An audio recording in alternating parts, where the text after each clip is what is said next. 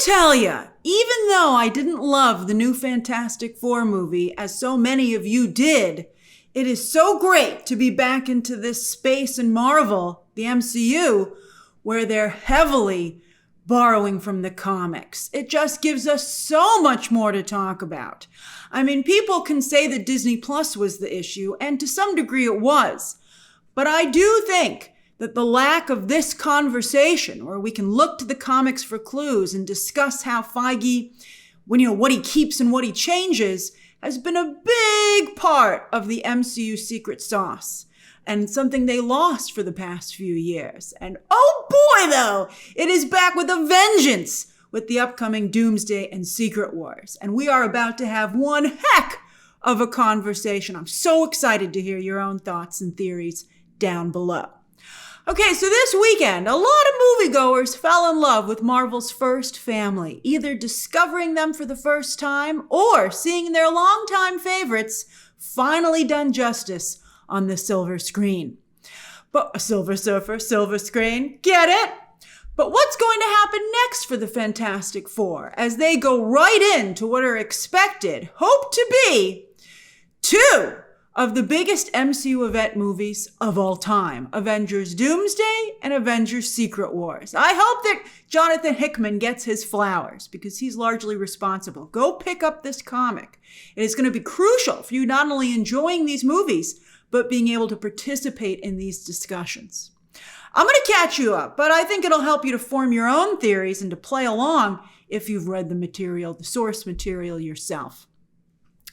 As always, we're going to look to the comic books for clues, just as Robert Downey Jr. himself teases the comics from a film set where the script is still being written as we speak and as they currently film. Rebecca Romijn at Comic-Con just confirmed that they're still tinkering with the Doomsday script, so she doesn't even know if she's done filming. I hope she's not. Put in as much Rebecca Romijn as Mystique as you can, please.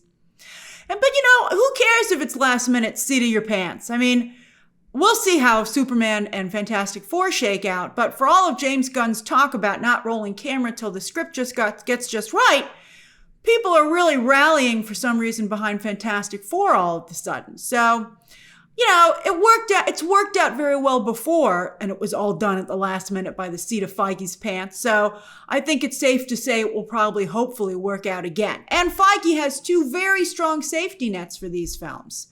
Amazing source material and a heavy, heavy dose of nostalgia. That's right. Our original MCU characters will find themselves caught between the past and the future, with Fox's X-Men returning, but then also MCU's new version of the Fantastic Four, and Doom, who himself is a throwback because he's got the face of Tony Stark. Will this controversial Hail Mary casting pay off? I think it largely depends on two things. Number one, the percentage of time that Tony Stark keeps his mask on. We're really worried about it, and we have reason to be. Because in our very first look at the MCU's Doctor Doom, he's not wearing his mask. I mean, we don't see his face, but the mask is already off from second one. There's a debate. Also, forget the mask. Will he even be scarred underneath the mask? Which is the whole reason he wears the mask in the comics. Sometimes, a lot of the times he's really horribly scarred. He has to wear a mask because he's tough to look at. But I suspect if he does have a scar, it'll be a movie star scar, where he's damaged enough to elicit pity and for you to wonder what the heck happened, but not so much that he still doesn't look like Robert Downey Jr., aka Mr. Tony Stark. Does he just happen to look like Tony Stark? Is he a multiverse version of Tony Stark? Did he intentionally make himself look like Tony Stark? Some people are wondering if he goes to Franklin to fix his face, does he try and get his face to look like Tony Stark? But, there's plastic surgery. I mean, Nicolas Cage and John Travolta were switching faces back in the 90s. He doesn't need to waste his time with the reality warper for that. But we'll see. All I've heard is that this new Doom will be using his similarities to Tony Stark to manipulate the MCU Avengers. The Fantastic Four have no idea who that is. All right, but do they even know who Doom is? We'll find out. They're about to. I mean, Sue certainly. He's on Sue's radar. And then two, how much of a villain he's allowed to be. Because the MCU, with this new film, continues to have a real villain problem. The villains are either almost, like to date, they're almost immediately disposed of in their very first appearance, or quickly reformed. They did both in the Fantastic Four movie. They stuck Galactus in the other side of the galaxy or of deep space, and they reformed the Silver Surfer. I mean, it's the MCU. That's their playbook. But if they could truly Doom is supposed to be the new Thanos, and I even think Thanos was okay. I mean, I still think the villains are a little bit weak in the MCU. So there's a potential that, Doom could be their first true, real multi-movie villain.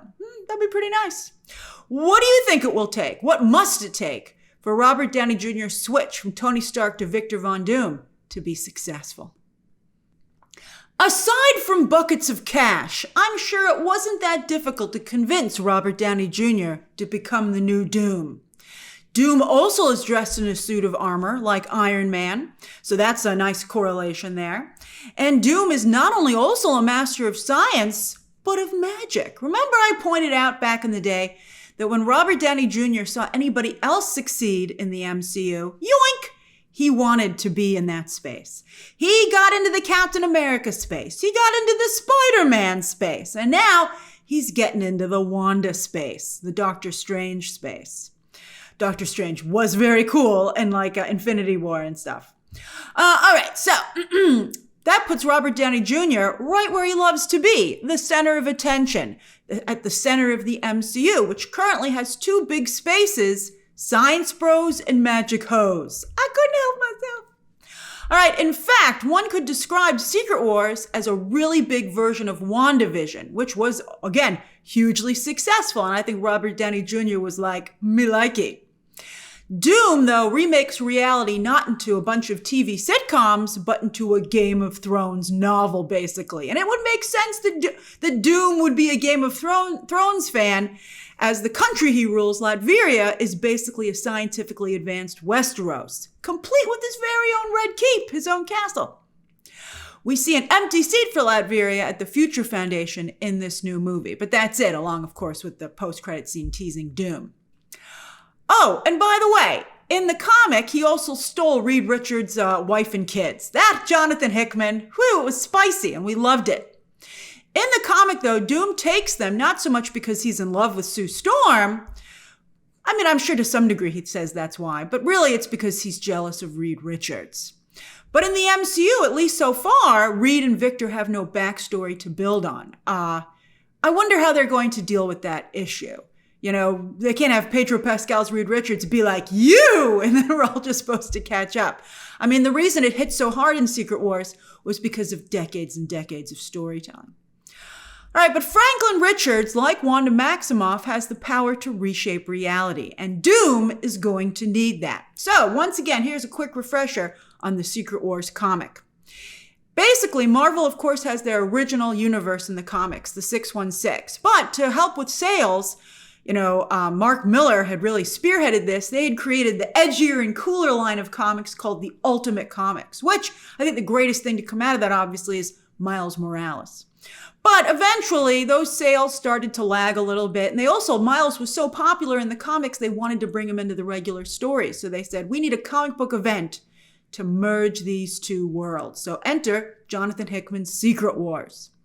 So what Hickman did was he created a story where these two universes in the multiverse were about to collide. And it would destroy both of them.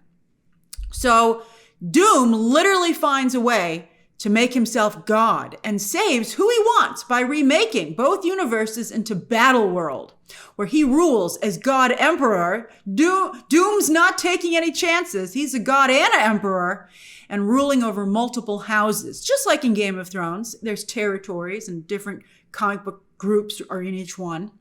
And Sheriff Strange is his overall enforcer with the help of the Thor Corps. It is later revealed that it's in fact Molecule Man. Who is Molecule Man? Exactly. Just hold on a minute. But it's Molecule Man, who also in the comics had the power to manipulate reality, who is the engine of Doom's power in this story. So in the MCU, this Doom needs a molecule man? And why introduce another character when they have 2 reality warpers now, right? So I'd hoped it might be Wanda in Doom's basement. And perhaps Doom needs so much power to reshape so much that he needs multiple reality warpers. But I think based on the new post-credit scene, Franklin is definitely going to be his primary reality warper. Perhaps because Franklin is a child and he feels he'll be easier to manipulate. Wanda, as Agatha found out, is very difficult to control. But so Franklin, I think, is certainly going to be at the heart of Doom's plans. Let's talk about Franklin Richards. Who is this baby/toddler? And why is he suddenly the most important character in the MCU? I'll be interested to see how this plays out. Right now, he's really just like an inanimate object in Fantastic Four First Steps. I hope it doesn't take him as long to talk as it's taken Baby Yoda. I'm sorry, Grogu. All right, so anyway, Pedro Pascal, a lot of parallels in his career as there are in the MCU.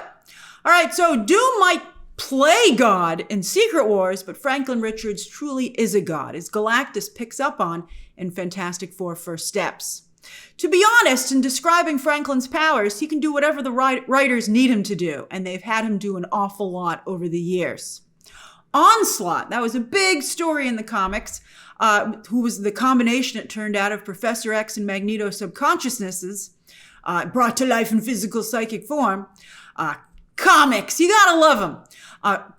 The way Feige's going through comics, Onslaught is in our future in the MCU. But anyway, Onslaught also borrowed Franklin to try and reshape reality the way he wanted it to be done. And in the ensuing battle, a number of heroes, including Reed and Sue, were killed. But just like Franklin resurrects his mother in this new movie, Franklin brings those heroes and his parents back to life, but keeps them there in a pocket universe they carried around with him like a little toy. But eventually, of course, they came back to the main universe. They had to have time in the comics to go, are they dead? Where are they? Let's check Franklin's ball. Oh, here they are. Hilarious. Franklin has even caught the attention of Mephisto, who, what do you know, has also just entered the MCU, and who Feige promises will be sticking around. By the way, in the comics, you know what else Mephisto has done? Killed Doom's father. It's all coming together. Marvel Comics, though, hasn't been sure what to do with Franklin over the years. He's been around. As you can see, he's factored into a number of stories in a big way. But, and some of you and I were arguing about this over the weekend. I don't think Franklin has ever been firmly established in the comics. I think everyone is aware of who he is and what he can do, but I don't think there are a lot of Franklin fans out there. He doesn't have a lot of his own storylines, really. I mean, like, for instance, should he be a child or an adult? I think for most people who are familiar with Franklin's stories, it's the adult ones. Usually when he's a child, his sister Valyria is the one who's in charge, and we're going to talk about her. Then also, by the way, speaking of his age, he can age himself up, or perhaps someone else. Maybe he'll be the one who ages up Prince T'Challa to take over the Black Panther mantle. Maybe it's his own idea. Maybe Doom has him do it. Is he a mutant? They played around with that idea for a little bit. Should he have black or blonde hair? I mean, Reed has brown hair. I don't know where the black hair came from. And of course, the blonde hair ties into the Storm family. And so far in the MCU, they're keeping him blonde. Although people, they really do love Pedro Pascal. And a lot of you love him as Reed Richards. So maybe in the MCU, as Franklin gets older, he could be, Latino or half Latino. I mean, especially with Latino moviegoers, such a force these days at the box office. Star Wars has done very nicely with Latino characters, including Pedro Pascal. Because, they probably will age Franklin up at some point. So they'll have some good choices there. Latino actors who already have a relationship with Disney. In the MCU, Franklin could join the Young Avengers, right? Feige's saying maybe he's still going to do that. He could go to school with the X-Men who are about to arrive in the MCU. I mean, he's got to go to school somewhere. I mean, usually he's homeschooled at the Future Foundation, but that could be an interesting storyline. Or start his own superhero team like he did in the comics when he joined the Power Pack, a team made up of himself and the 4 children of another scientist who ended up giving his kid superpowers, Dr. James Power. I think that the Young Avengers would, though, make the most sense because Feige really has been the Young Avengers or the X-Men. But But, X-Men aren't supposed to have their powers materialize till they're teenagers. So that wouldn't really work. Well, where would you put Franklin in the MCU? So yes, in the comics, Franklin goes on to have a sister, Valyria, who is not only his closest ally, but at least in the comics that I read, his only real friend. Hey, they're homeschooled, as I said. They meet some kids, but they don't, who else does Franklin meet? Usually it's cosmic entities, and they're hard to have play dates with. So again, in most of the comics that I've read with Franklin, he really has only, formed a bond with his sister. And they have gone on some pretty amazing adventures together, to be fair. Now, when she's first introduced in the comics, she comes from another universe, and she believes herself to be, and therefore presents herself as, the daughter of Sue Storm and Dr. Doom, with not just his brilliance, but his attitude and fashion sense. However, as time goes on, it is discovered that she in fact is Reed and Sue's child, but was a miscarriage. And so Franklin, just as he brings his parents and other heroes back to life in the comics and his mother back to life in this new movie, he brings his sister back from being a miscarriage. Now that is a very complex, emotionally charged storyline, particularly for movie audiences. However, considering how well and how intently audiences are reacting to Reed and Sue's fertility journey in this new movie, that might indeed be a direction that they want to take the Fantastic Four in eventually. I do think that Valyria is on the horizon. But what about Sue Storm? In the comics, over the years, she's often been a prize to be won, coveted by the likes of Doom and Namor, and Reed always has to go and get his wife back. But the MCU Sue Storm is right away a much more modern woman with her own agency. However, at the same time, she is being asked to constantly safeguard Franklin rather than having her own storyline, and it seems that that's going to continue. Some mothers would say that that's a very realistic depiction of motherhood, that Sue has to put her own life on hold as she guides Franklin at the start of his. I think, yes, at least for the time being, Fantastic Four First Steps is making it clear that after protecting her son from Galactus, and even Reed to a degree, next she'll have to deal with an even more formidable foe, Doom. In my spoiler review, I noted that the MCU Sue Storm is more aggressive than the comic book version, and Vanessa Kirby has made it very clear in interviews that she's interested in Sue's darker side, aka Malice. Will it be Sue instead of Reed, who is Doom's nemesis? They are, after all, going to be arguing about her child, and she has established herself as Franklin's chief protector. And I hope advisor as well.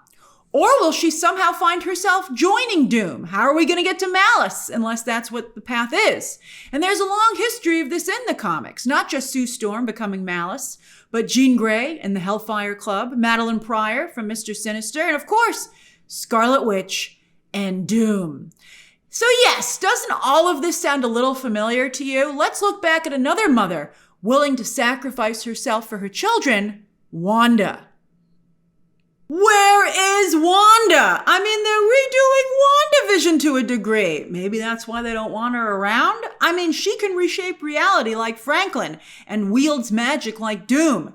In fact, Doom in the comics is even Romani, like Wanda. And now in the MCU, Doom looks like Tony Stark, who Wanda has deep connections to. His weapons killed her parents, and it was him putting her under house arrest that helped spark the MCU Civil War. But even more! The love of Wanda's life and the father of her children is Vision, who was built by Tony Stark, a combination of Stark's AI Jarvis and Stark's Ultron global defense system, which had gone rogue. Then, of course, there's also Wiccan, who can also reshape reality. He created the Witch's Road and Agatha All Along, and he put himself in another body. I mean, talk about being very powerful. And he also, in his original body, could age himself up as well. Plus, what do you know? He and Franklin have the same babysitter in the comics, Agatha Harkness. Speaking of the comics, when Billy and Tommy go looking for their mother, where do they find her? With Doom. Oh my God. But does the MCU Doom need Wanda and Billy when he's already got Sue and Franklin? What is Kevin Feige going to do now that he's created duplicates? And how can Wanda not factor into the MCU Doom storyline when she's already so intertwined both in the MCU and in the comics? A conundrum indeed. But also, what about Reed? What about Papa? Reed has always been the fly in Doom's soup in the comics, and it was no different in Secret Wars. So as Doom had his grand idea to reshape the universes, and also they're always kind of locked in a competition, right? Trying to one-up each other. So Reed had a smaller, more realistic idea of creating these multi-dimensional life rafts, a Noah's Ark, if you will, where he selected superheroes who would maybe create a new universe somewhere else or whatever. So there were 3 ships that they were trying to escape on, and one of them had a horrible accident at the last minute. And Sue, Franklin, and Valyria fell off the life rafts, which is why Doom was able to reshape them. But he couldn't reshape Reed or the other heroes that survived on these life rafts. So when the life rafts resurfaced in Doom's new world, these heroes were not only not brainwashed by Doom and his minions, but they remembered that Doom was a villain and the way things used to be. So it was these heroes, Reed Richards, but also Black Panther, Spider-Man, and Captain Marvel, and Miles Morales was in there as well. That's how he moved over to the new story, the new comics. They're the ones who bring down Doom. However, maybe in the MCU, they need their own reality warper to even the odds. And maybe Wanda will be on this side of the equation, along with Wiccan, to fight against Franklin, right? I mean, I don't know. Maybe Wanda's like, I don't want to fight a kid. I'll get my kid to fight the kid. Maybe that's what they'll do. She'd certainly be motivated to go against this Doom since he's going to have Tony Stark's face. And, come to think of it, in the comic, Thanos was a wild card in this fight. It was Doom versus Reed, but Thanos was walking around in the background. And so since Thanos is no longer a player in the MCU, maybe that's the spot that Wanda could take. What happened to Johnny and Ben, by the way? Well, they didn't have a lot to do, actually, in Secret Wars. But it was pretty amazing. Doom had turned Johnny into the sun, and Ben was a giant wall. Doom really hated the Fantastic Four with a passion in the comics. And it was really amazing to see just how cruel he was to them in his new reality. But you think audiences are going to understand why he hates them so much, because, again, the MCU has not had the space to establish that. So how does all of this sound to you? Are these MCU movies, Doomsday and Secret Wars, are they big enough to contain both Tony Stark and Dr. Doom? Sue Storm and Franklin Richards, and Wanda Maximoff and Billy Maximoff. We'll see. Maybe, just maybe, they are. I kind of like the way I worked it out. We'll see what they decide to do. I hope that they work it out. I'm really worried. They brought on Michael Waldron. I was just going to say they had such a great path forward for Multiverse of Madness, and we had such great theories, and it ended up being a mess. I hope that's not the same situation that we have here, although Michael Waldron's never a good sign. We'll see. But again, yes, I strongly suggest that you pick up the Secret Wars comic so that you can play along. Share your thoughts down below, subscribe today, and of course, as always, you can check out some more videos right now.